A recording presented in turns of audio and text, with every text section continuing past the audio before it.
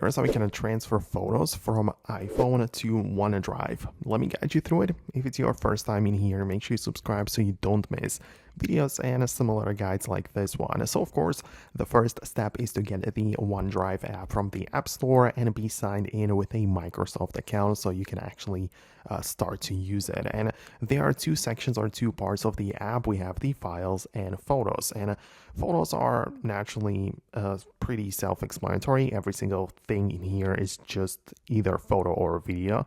But the files can store any file type. So in the files, you can upload with the plus button anything, right? You can add a document or upload any kind of file type from the files app, but also store photos in here. So you can upload manually some pictures to the files section.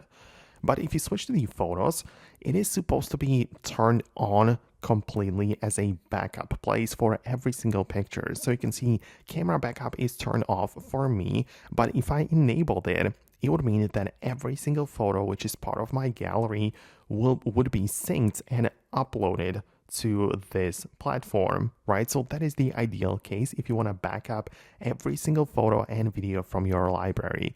I personally do it this way, just with the Google Photos instead, but it would work exactly the same way on this platform too.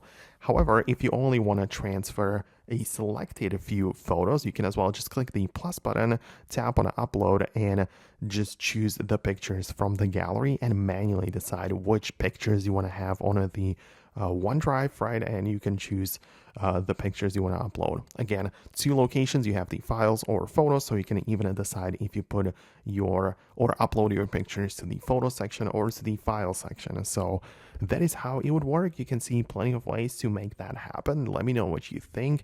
Thanks a lot, and I hope to see you later in future videos too.